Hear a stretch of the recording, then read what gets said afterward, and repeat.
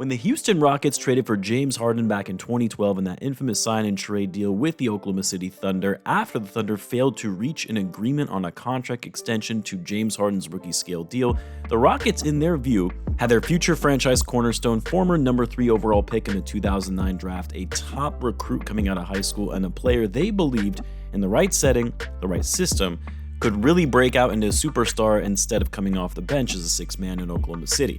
And while there were a few who clowned the Rockets for overpaying and signing Harden to a massive extension for a sixth man of the year, the Rockets would in fact be correct in their belief that James Harden would not only just be a franchise cornerstone, but their new franchise player that would ultimately become a superstar in the league, going from being a sixth man of the year at Oklahoma City to an all-star, all-NBA player, and top 10 in MVP voting in his first season in Houston. The Rockets had their guy, their next star to bring a championship back to the city since the days of Hakeem Olajuwon. But despite the Rockets, year after year, being in contention and making deep runs in the playoffs, they would never make their way out of the Western Conference, partially because they ran into the Dynasty Warriors, but also it started to become more and more clear that despite the Rockets' insane offensive prowess led by James Harden, their defense would hold them back when it mattered most in the postseason. And so eventually, it got to the point where an unhappy James Harden post the bubble would push his way out of Houston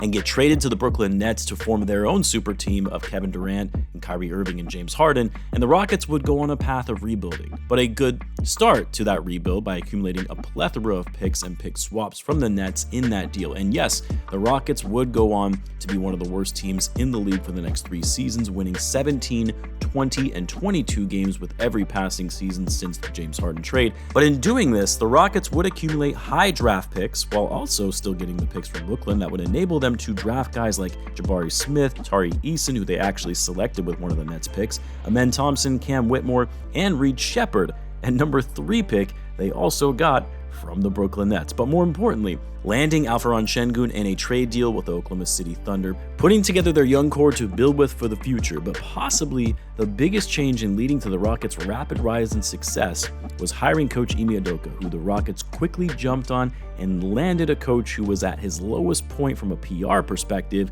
after being ousted by the Boston Celtics due to conduct detrimental to the team for allegedly having an inappropriate relationship with the staffer. Now, say what you will about Udoka's personal life, but he is one hell of a coach, taking the Celtics, who most believe were in need of change and had hit their ceiling with Tatum and Jaylen Brown, and taking them to the finals in his first season, to then coming into Houston and transforming a team that was a bottom feeder in the NBA to a 500 team in just 1 year, and now looking like one of the top teams in a stacked Western Conference that is firing on all cylinders. Now, yes, it absolutely helped that the Rockets went out and got some veterans to bring in some experience and maturity to the youngest team in the NBA, like signing Fred VanVleet and Dillon Brooks in free agency. But for the Rockets, it's more so what they've been able to do in getting the most out of every single player on their roster, and turning this group that was a little lackadaisical, a bit immature, into now a hard-nosed, tough team that plays with energy and effort, and above all, plays for each other.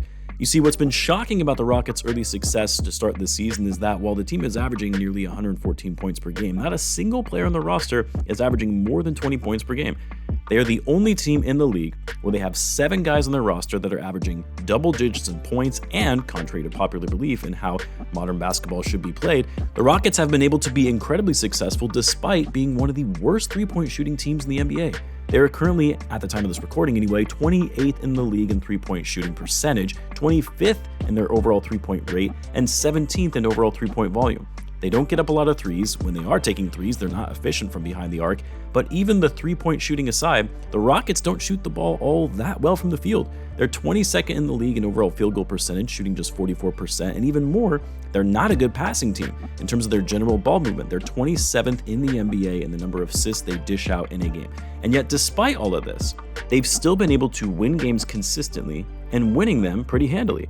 So how are they doing this? Well, it's for a few reasons, but number 1 starts with their defensive effort and tenacity. They're currently 3rd in the league in overall defensive rating, as well as 3rd in the NBA in points allowed by their opponent at just 106 points per game. They're 2nd in the NBA in field goal percentage allowed by their opponent. They're an excellent perimeter defending team to prevent teams from getting up threes easily. They protect the rim. They're excellent in the point of attack defense. They make it very challenging for their opponent to score on. But What's not being talked about as much, because anyone can look at their defensive numbers and explain why they've been doing so well despite not having the best offensive output, is that the Rockets, better than any team in the NBA, they get at more shots than their opponent. As I've said before, very basic stuff. If you're able to get more shots up than your opponent, if you're able to get more possessions than your opponent, you're going to have a much easier time winning ball games. The Houston Rockets currently lead the league in field goal attempts per game, where they're getting up an insane 95 shots per contest. Most of those coming from inside, and they're doing that by being the #1 team in the NBA on the offensive glass to give them the most second chance opportunities. And the Rockets capitalized on those opportunities, leading the NBA in second chance points, and by a wide margin at that rate.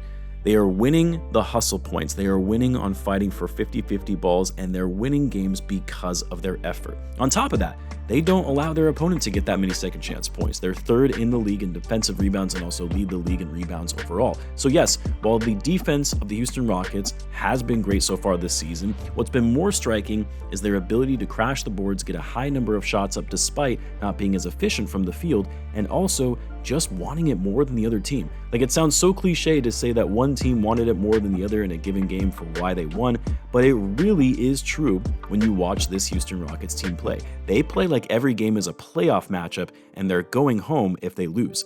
That's the Ime Udoka effect. And Udoka has also been able to keep the players' egos in check.